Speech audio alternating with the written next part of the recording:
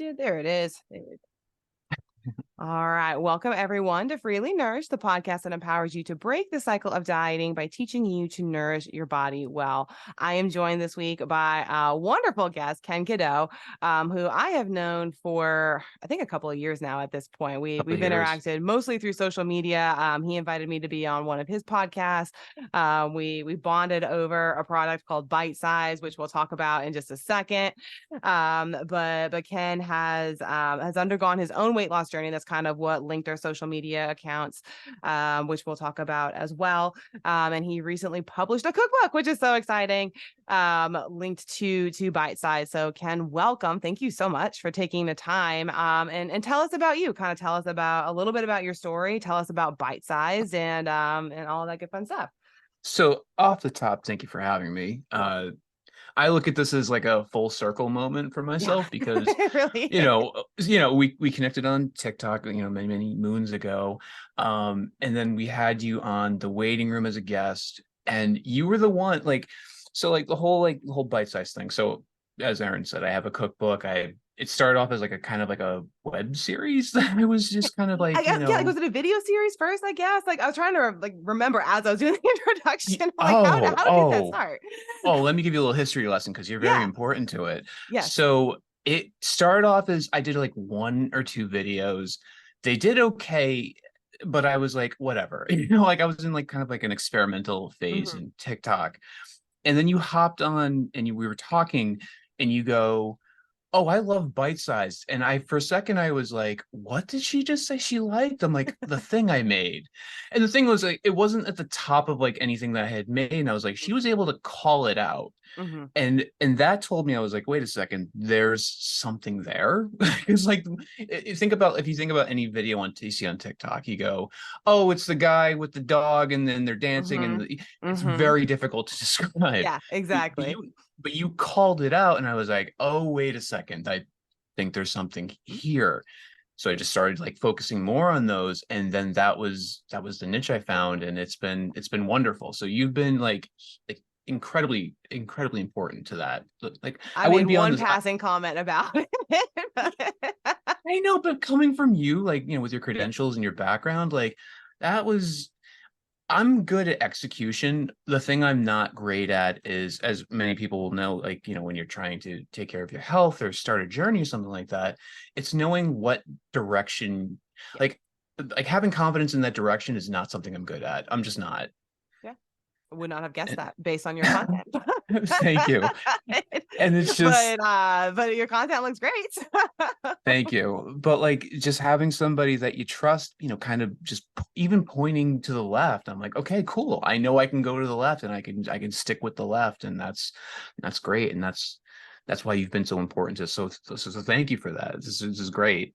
No problem at all. It's a great idea. So tell us, let's back it up for the people. Sure. Of what is Bite Sized, right? So kind of talk about kind of the history of what even put the idea for Bite Sized in your head in the first place before you ever made a TikTok video.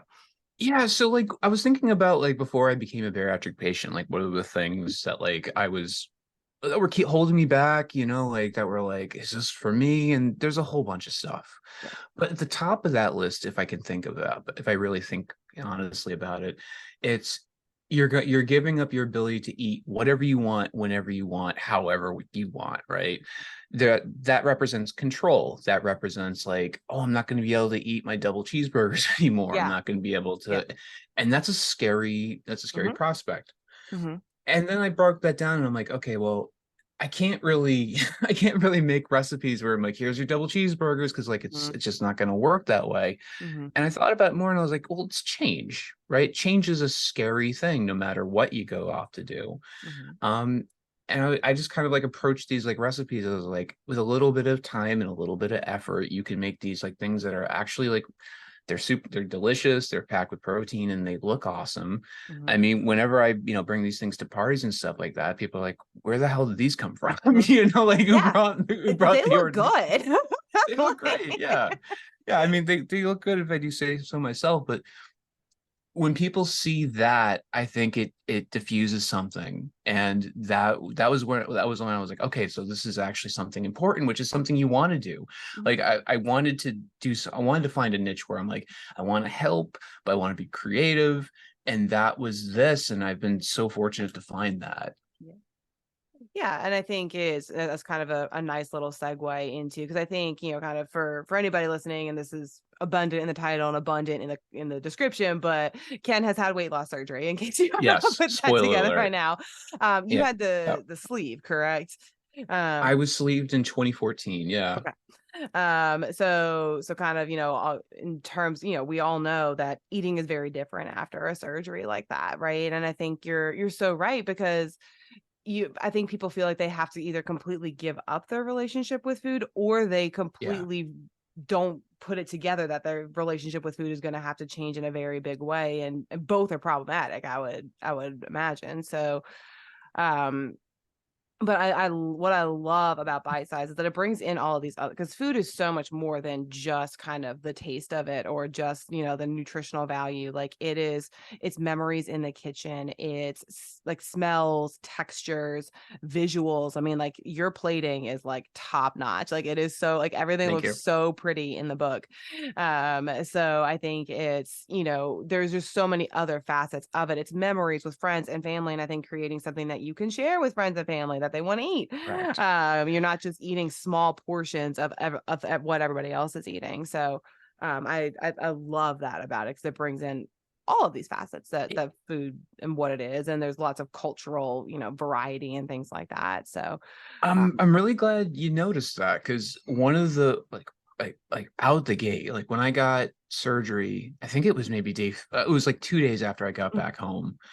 My brother came back home. He was visiting, and it was him, my mom, my two sisters, and they were all eating breakfast together. mhm, And I felt kind of like out of the loop because I couldn't do that. I was on the liquid diet, and and I remember that feeling being like, it wasn't even that they were having breakfast together. It just felt like they were like, oh, because I went out for a walk. They're like, oh, he's gone. We can have regular food now in front of him. mm, yeah, And I remember, and like that, I was like, oh, cool. So now I'm different in a different way. And I yeah, hated that feeling. I yeah, absolutely hated that feeling. yeah, And many people that follow me, I mean, they tend to be, moms, the ones that are the ones, doing all the meal prepping and the cooking and stuff like that. mhm, So like they have to prepare their special diet, their yeah, special food, and then they have to make regular food that they yeah, feel like they're not allowed to have anymore. yeah, And that's where like bite size sort of comes in, is like right.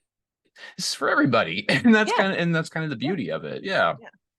Well, and I think it also, and like you probably haven't thought of this reach yet, but it's, you designed it obviously with kind of bariatric patients in mind, but there's Sure. also lots of folks who have like sensory issues around food, or even like different gastroenterological things, to where like they can't eat large volume at one, like at certain times. It kind of like, it's the same thing, but for a different reason, if that makes sense.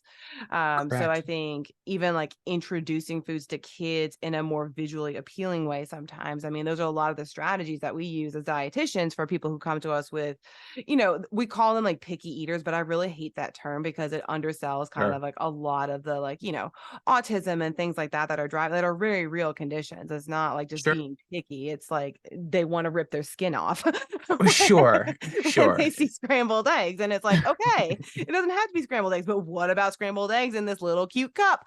Like, so I think I think you actually have kind of tapped into something kind of powerful. And yeah, I the liquid diet of it kind of sucks. I mean, I think that's It always does. Yeah, I it don't think sucks no I've met matter a what. bariatric patient No. yet that's like, yeah, that liquid diet, that was like the bee's knees. But Ah, that feeling outcast for it, I think that's just like such a feeling I hear from. I love the way you said that. I'm definitely gonna like steal that for a clip. But is like now I'm different, but in a different way, right? Like they're used to being right. different because they're in a larger body or something, but now it's like, well, great, this isn't any better. So It's like you're um damned if you do, damned if you don't. yeah. And but also it kind of was like the first like introduction to be like, oh, there are feelings here, and I've had them forever. I think I've just been blaming my weight for Mhm. all of them, and now I'm Yeah. addressing them like, oh wait, no, there's something else. There's also something else going on here. Yeah. And rather than, cursing it, trying to be curious about it, like that kind of helps, I think, a little bit. It's not easy to do, but Yeah. it is definitely the right path to take. Yeah. Um, you mentioned the different like walks of people. So like my favorite like comments are when people are like, I made these for my kids and they loved them. Hmm. I love that. Hmm. That's, I was I was quote unquote a picky eater, but I think I was legitimately like a picky eater. I was like, Well, I and don't some like kids are carrots. like kids in general Yeah, are. I no, mean, like, if it's not a chicken nugget, a mac and cheese, or pizza, like some kids just yeah. won't. And like kids outgrow that too. For anybody listening, like to an extent, kids will outgrow Sure. They can. They that. absolutely can. But my favorite one, and this was like right out the gate, and I will always remember this one. It was a lady had reached out to me, and was like thanking me for them. Mhm. She was going through chemo, and they were the only recipe she could actually keep down. And I was like, Interesting. Yeah. it was a beautiful thing to share because I was Mhm. like, you want to have purpose, like you want to feel like you're doing something important. But Mhm. at the end of the day, I'm like, I'm making goofy TikToks. Like it's like, I was like a lot of time and a lot of effort. And Yeah. but when she said that, I was like, okay, so this is actually important to some Yeah. people, and that was a nice gift to give, for I mean, sure. that's a big thing in like long-term care facilities or even like in Yeah, palliative care is like making things that are visually appealing, that are like enticing to eat. And like, there's a challenge if you're doing it on like a professional food scale. But like, I think yeah, again, that's like a huge, like a market for you in the sense of like, yes, you can sell more books, but also like another population that can be served by this. Right. So I think, yeah, I think that's super because sometimes, with chemo, it's like, you can't eat a big meal, but sometimes like no, smaller bits. And this is kind of another thing with kids too, because they have smaller tummies, like smaller amounts seem more manageable, right? Like you and I can sure, probably talk all day about how like it's important to set small goals that you can actually achieve and things like that. Like sometimes like the food 100%. on your plate has to look like an amount of food that you can actually eat or it looks appetizing or like I'm gonna at least try one. I don't have to like waste the whole thing, like that whole mentality. So I think Of that's like, course. yeah. Of course. But the thing is like, as I'm sure you're aware with like patients, like when we want to tackle these issues, I don't think we typically want like, I want to take the first tiny baby step as slow as possible. Yeah. They want to we want to do everything all at Yes. once. And Yes. it's not realistic, unfortunately. Yeah. Yeah. Yeah. And Mm. I think it's just such a beautiful merging. So what inspired you? So, you went through surgery, you had your surgery, you got off the god awful liquid diet.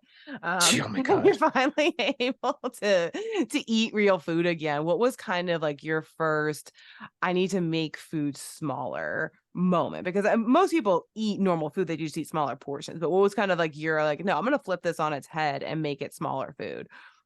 So the thing that I call it completion depression. So Mm-hmm. we're taught from like a very young age, clear off your plate. There are Mm-hmm. people starving in Africa, et cetera, right?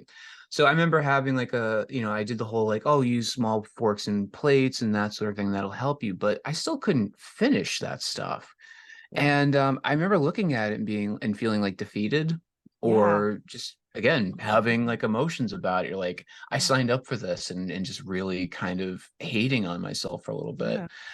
Um, that was when I realized like I was like, I need to kind of rethink how these things are. Like people are always like, oh, what can I have for sides? What can I have for this? And it gets a little tricky, because Mhm. sides historically you go, oh, well, that's gonna be like a carb or a vegetable, it's gonna be Mhm. fibrous, it's gonna be very filling.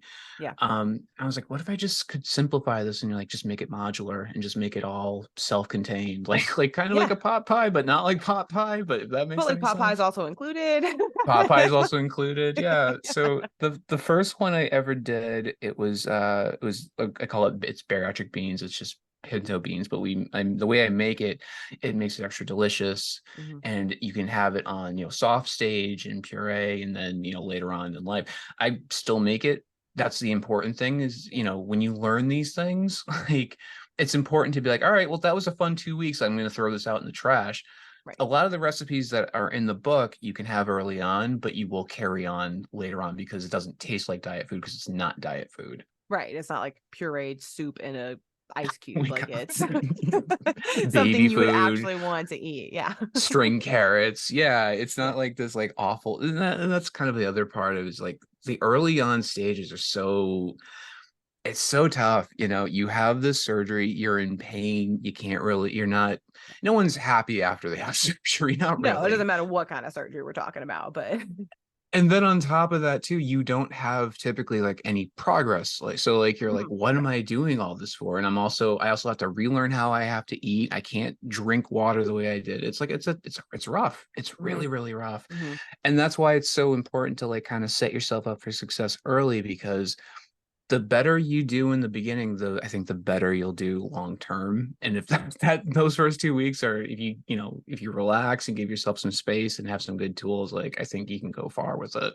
Yeah, for sure, for sure. Yeah. And like something you've mentioned just a couple of times is just kind of like the emotional like roller coaster kind of, I Yeah. think and this is something I hear from like anybody who's gone through a weight loss surgery. I'm just kind of curious, as much as you are comfortable sharing, Sure. kind of what were some of the key emotions that came up for you, and kind of what, other than bite size, right? What were some of the ways that you found were helpful to kind of cope with them?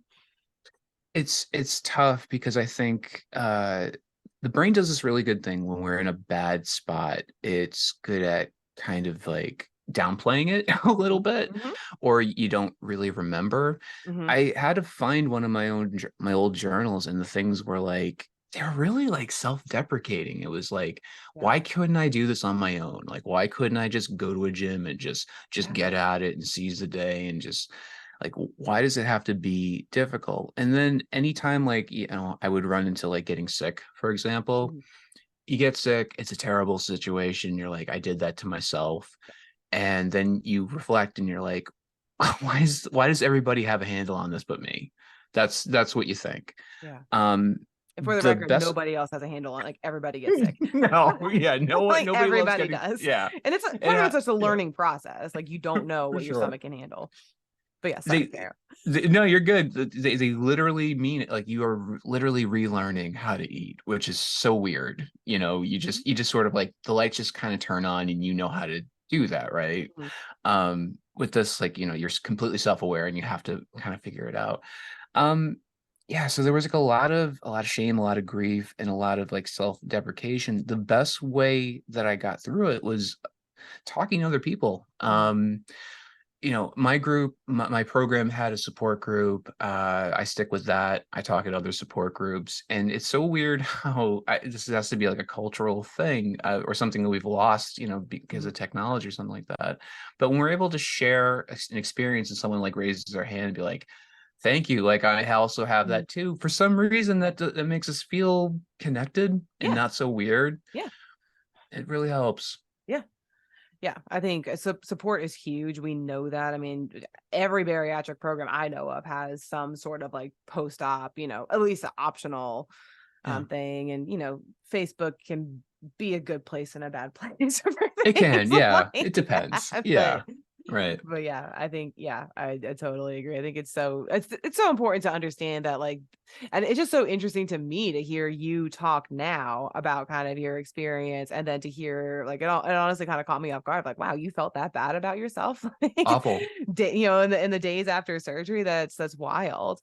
Um, And you have no one to blame or be upset with but mhm, yourself. That's the problem with it. You mhm, sign up for it, yeah, it's, your doctor's not making you get this. In fact, they're trying to make sure that you're like, are you sure you want to get this? Like up mhm, until like the day of, and yeah. you have no, it's weird. It's definitely weird. Yeah, Yeah, so share with us a little bit kind of about that decision process for you, right? Because I sure. mean, like, I try to be pretty neutral on this point, but I think it's also just helpful to hear it from the horse's mouth, kind of Yeah, no what worries. was your what were your reasons? I mean, I was at a point where I kind of had no choice. So I guess I was in denial about it, but like I didn't realize how bad my health was when I first Mm, got connected to a program. yeah. I used to say to people, I'm like, oh, I weigh 300 pounds, because in my head I was like, 300 pounds, that's a big number, Hmm. Hmm. but I've learned recently, like it's all about perspective. I went to a doctor's office after avoiding it for several years, and they're like, oh, let's get you on the scale, and I thought they'd put me on one of those scales where they're moving the iron around. You're like, they're not Yeah. going to get it, whatever. And they put me on one of those big old digital ones. I was like, oh, this is going to get the real thing. Like, oh no, oh no, no. And I could not believe when that screen lit up and it said 525 pounds. I Yeah. was like, Yeah. that's nuts. Yeah. Like, saying that back then, Yeah. um, And my doctor just sat me down and was like, instead of shaming me, which I was totally like expecting, like, Right. what are you doing? Like the Mhm. whole thing. Yeah. And they were like, do you want to, like, what's your plan? Like, like, are you Yeah. gonna, What's your like, yeah, like, what's your plan? Like, because I was about to I was about to be married, and they're like, you want to be around for that? Are you gonna have kids? Like, do you want to be around for them? And there was all these things where I was like, in my head, I was like, yeah, I'm like, it would be nice to be around for those things. Yeah. And I could see how this lifestyle wouldn't necessarily like facilitate that. Hmm. And that really, spoke with me. But like, when anybody's like, oh, I have like, I hate things like, oh, my wake up call was this, my wake up call was that. I had a million wake Yeah. up calls. You get a wake up call now, what's the first thing you do? You might hit snooze. I Mhm. hit snooze like a million times. Yeah. It just, they eventually just added up. And then, my body eventually just gave up. I was getting ready for school, and I was literally like, getting dressed up to do a presentation, and my legs just buckled out from under Oh, me. wow. And Yeah. yeah, and it was like, that's it. We can't do this anymore. Yeah. Pinched nerve, a pinched sciatic nerve, Mhm. herniated disc. Mhm. you know, Doctors are like, you can lose some weight. And I was like, how would I go about doing that? I can't even walk right Right. now. Yeah. And that's kind of like don't get me wrong, like I just like I enjoy like I enjoy the sentiment of like body positivity and loving yourself and who you Mhm. are and that sort of thing. Yeah. But as somebody that's been in a spot where I was like, I was stuck. Yeah. I was trapped in my body for 45 days, not being able to walk, sit down. Mhm. There are points that you can reach where you're in dangerous territory, whether it's, hypertension, heart attack, all of that stuff. Yeah. But like, what if you have to do something like physical therapy, for example? Mhm. What if you need to get an MRI? The Or it's like a doctor that fire in I the building and you need to run out the door. Yes, yeah. One of the most hateful, although honest things, I saw when I was going through my back stuff was, the doctor talked to me and was like, I don't know if you'll fit in an MRI machine. Mhm. And she said that deadpan and might have been true. And It's I more wish common than you would, and frankly, that's that's partly on crazy, the MRI really. machines, but also it's more common than you would think. It's an issue. Yeah. That's awful. It's Yeah. it's it's just awful. Yeah. And the headspace to, because I'm also alone at this point. So like Mhm. the headspace I was in already when I heard that, it just was not the it was not the Yeah. phrasing that I was Yeah. looking for. Yeah. Well, fast forward now, like I realize I'm like, it's important to kind of be prepared for the worst. Mhm. And your weight is kind of a component of that, It is. unfortunately. Yeah. Yeah. Yeah.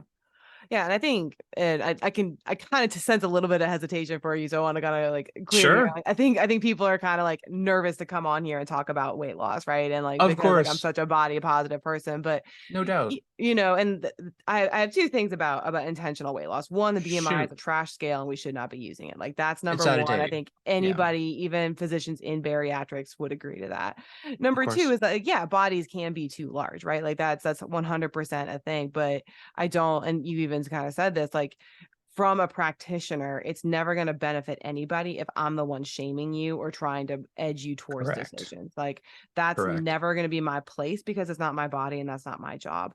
I think it's so important, like you just said, for the physician or whoever is taking care of you to an extent kind of like, list you with the facts, but also like give you the options that you have, let you be the one to decide because you're never going to be Of course. successful until it's your choice.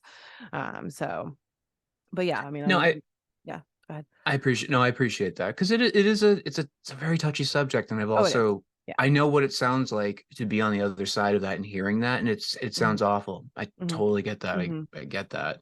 Yeah. But there's nothing worse than being caught in quicksand up to your neck and then being like, okay, now I have to get out of this, and be like, I don't have anything in me to get out of this. It's it's Right. it's, it's a terrible spot to be in. Right.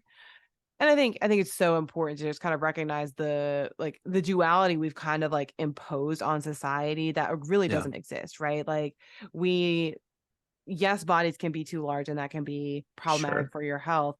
And we have focused so much on thinness that it has become just as problematic as well, right? Like those two things coexist at 100%. the same time. And until Yeah. we start treating it like that, instead of this either or nonsense that everybody's kind of trying to dance around, like it doesn't have to be one or the other. And like one or the other is never going to work. Like, Oh, of course. No, there are extremes at both ends of the yeah, spectrum. I for just sure. don't think it's that obvious on the other side. I Yeah. mean, the second 5K I ever Mhm. ran. I run the whole thing. I feel great. I'm exhausted. I get to the finish line and there's EMTs there, and I'm like, what the hell's going on? The guy Mhm. who ran it, fit as a fiddle, Mhm. had a heart attack. Like Yeah. he pushed it way too hard, and Yeah. it was like, oh, and that wasn't obvious. You're like, oh, he must be dehydrated. I'm like, no, he had a heart attack. And he died on the spot, and it was Yeah. crazy. And I was like, oh, you can be completely fit as a fiddle. Well, I'm sorry, appear fit as a fiddle, but go Yeah. too hard that your body's like, you're done, dude. Yeah. Well, So and I mean, I think scary.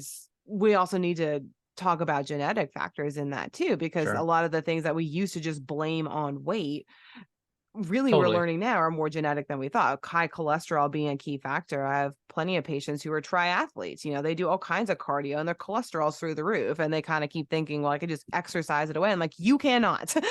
Please stop that. No, Like no, you can't even like change no, your no, no. diet enough to change it. Like they're basically vegetarian at this point. It's like you need a statin. I'm sorry.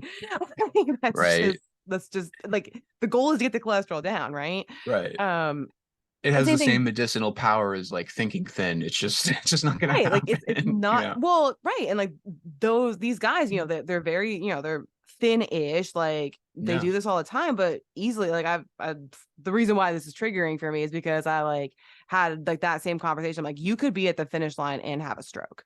Like, you Yeah. don't need to understand, like, how high your Terrible. cholesterol is. So I think it's yeah, the appearances are not always The more I do the more I do physical stuff, the more I'm like I have it too. I mean, my physical, like my understanding of, like when I look at somebody, I'm like, oh, that person's fit as a fiddle. They should have no problem doing Mhm, this.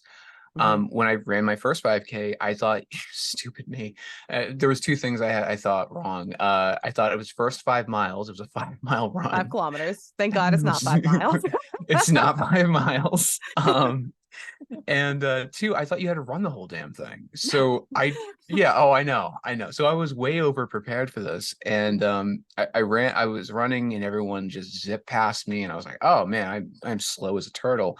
I turned the corner, and there's a group of people, and they're just walking it, and I was like, what the hell are they doing? Like that's not the rules. Like what's going on? Are you And I'm zipping. allowed? Yeah, I'm like, that's not allowed. And I zip past them and I'm like, they're, an eighth of my weight. And I'm like, why can't you run this? And I was like, it just because you're a certain size doesn't mean you have like the athletic prowess to do the same. Like it's just Mm-mm, they're not connected. It's mm-mm. conditioning. Nope. I can lift weights all It's day not. long. If you told me to run a 5K today, I don't know that I could do it. I mean, I could probably finish it, but I would definitely be walking. Oh, by the way, highly recommend it if you've never tried it. It's so empowering. I've run a couple, like mostly because it's Have for a you? charity, but like Yeah. casually, like I'm basically walking with my friends. Like, let's just call it. It's Yeah, like, but that's isn't that nice? Isn't that so nice? I mean, you do it with friends. That's cool. yeah, yeah, Yeah. um, yeah. But yeah, I mean, I think that's yeah, it's you cannot assume based on No, somebody's body type or even like what they do because I mean, like, sure. you can be fit in one way and not in another, Totally. um but yeah. So back to you. So kind of back to bite sized. Sure. How so kind of, obviously you had your surgery kind of quite some time ago, but kind of, in addition to kind of bite size and things like that, like what have you found to be kind of like the most helpful way that you can kind of like enjoy food and, kind of still treat it for what it is, which is like a cultural entity, and kind of and still manage the post bariatric, I don't know, tiny tum. Rhetoric. Yeah, you got it. It's important to, so first off, like you have to look at your stomach. Like you went from having like a luggage to an overnight bag. Hmm. So you gotta prioritize, right? That doesn't mean you can't enjoy yourself. Like I Yeah. enjoy the occasional, little steak medallion from time to time.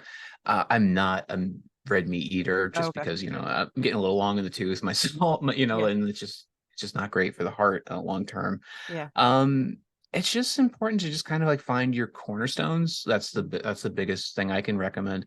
I have these things called I call them parachute foods. Mm-hmm. So like if for people that are like emotionally driven to eat, like Mm-hmm. myself, it's important to have these things that you can kind of like lean on, rely on in moments, because shit happens. Like things, you Yeah. can't control that. And rather than be like, no, I'm not gonna eat because I feel something, you go, I'm gonna have a pickle in the fridge. 15 calories, who cares? It's like Mhm. it's not that big of Yeah. a deal. Or Yeah. a cup of yogurt and Mm-hmm. stuff like that. Mm-hmm. So skill power over willpower. I always say Okay. like willpower is kind of like the sun. Like you don't control when it comes and goes. Yeah. It's on its own schedule. Yeah. But like if you develop these like kind of skills around moments like in darkness, like you can kind of survive.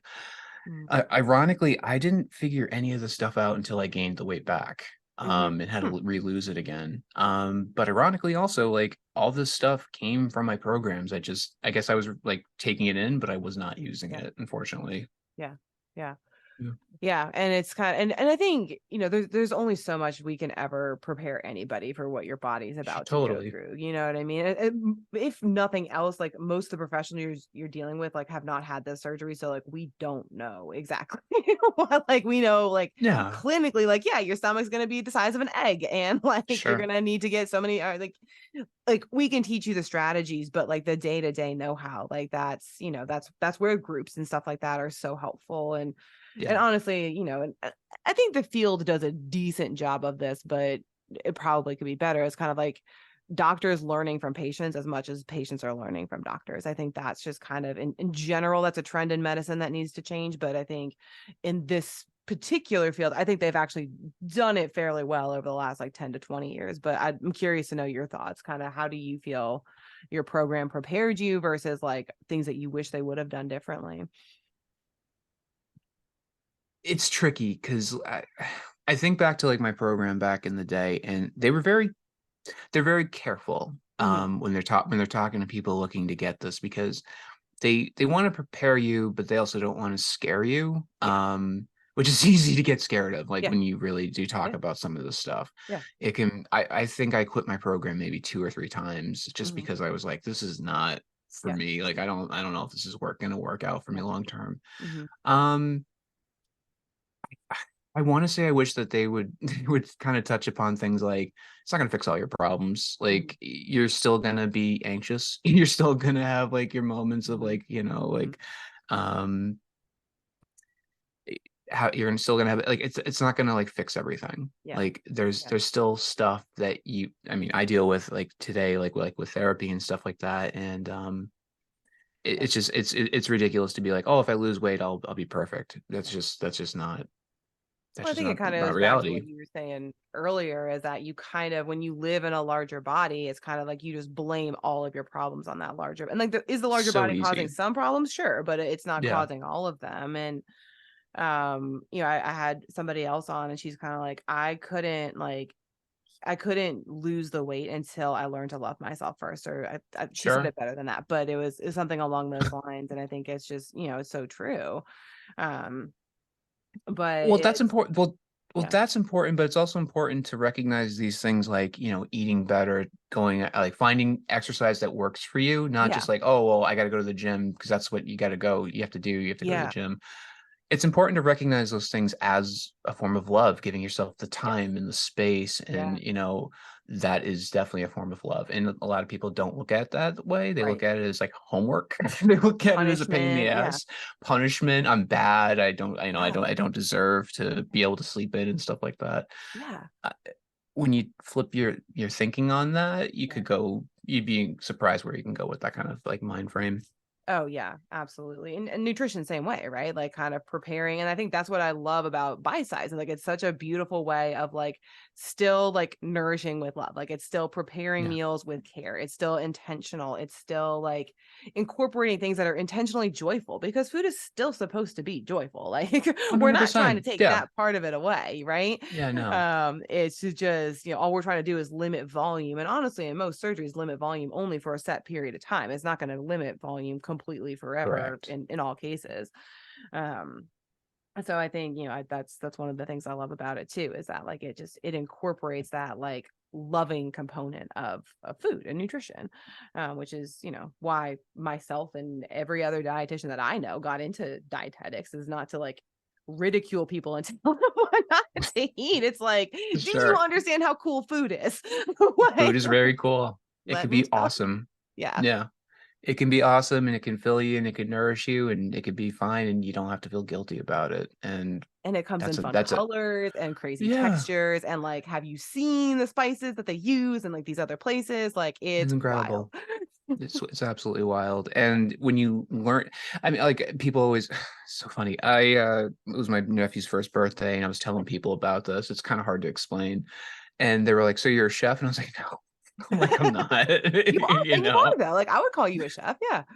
I would call myself a food preparer, but like, to call myself a chef, like I was just like, no. And they're like, "But you have a cookbook." And I was like, "Yeah, I do." I'm like, "Why?" I'm like, "Because on the internet, you can be whatever you set up to be, like this is what it is." And I'm like, I have enough people enjoy my meals where I'm like, yeah, I think I can I can hang my hat on that, I think. Yeah. Well, and I mean, I like, you don't have to have like professional culinary training to be a chef. Like, there are plenty of Sure. chefs out there who like have never been to culinary school, and like, and they run big Sure. restaurants and like, things like that. So I think, don't undersell yourself. I appreciate that. No, You I definitely. appreciate that. Yeah. I yeah, no, I Um, really do appreciate that. Yeah. yeah.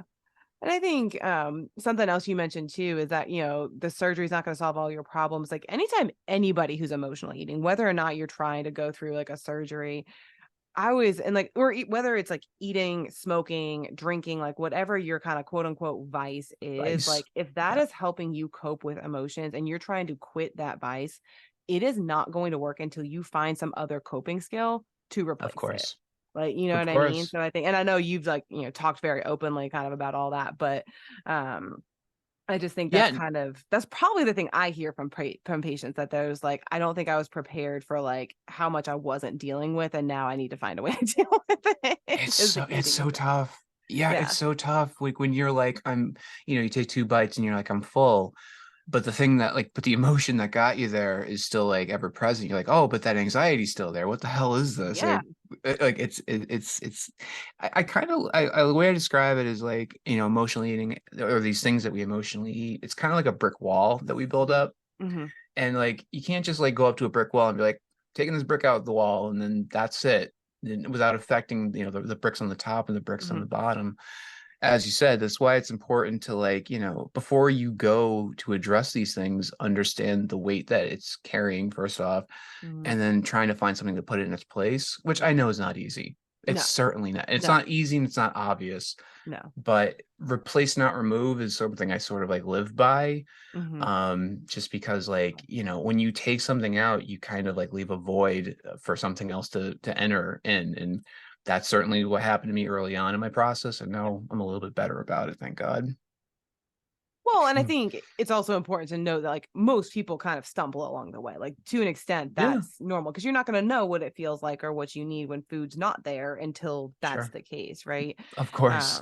And like, anybody who's like an alcoholic or, recovering addict and things like that, like a lot of times, like that's kind of, you quit quote unquote cold turkey, but like there's just, you're gonna bumble. Some people relapse, same thing with surgery. Some people regain weight, that kind of stuff. So I can't tell you. I'm so glad you brought that up. I was once yeah, struggle with depression. Who doesn't, right?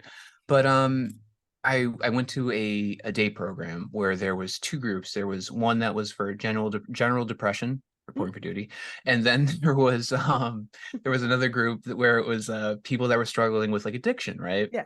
So one day I show up to the general one and the group was full, was packed, it was Mhm. filled, no AC, it was gross. Ugh, So I was like, I'm gonna go to the other room, that's right? fine. Yeah.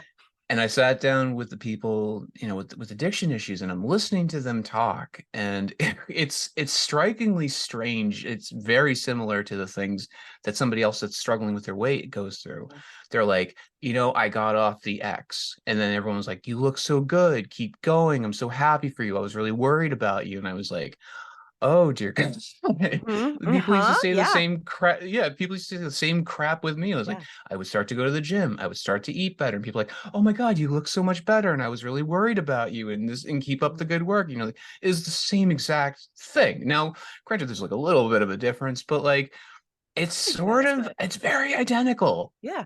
Yeah. It's Well, I scary mean, it comes down to identical. brains and emotions and how we deal with them, right? It's just kind of, Totally. and not that everybody in a larger body, like necessarily is eating their feelings, right? Like that's not always the case, but No, that was your experience. That's the experience of many people who listen to this podcast, and whether or totally. not their body's actually larger or they're just eating, their feelings, like Sure.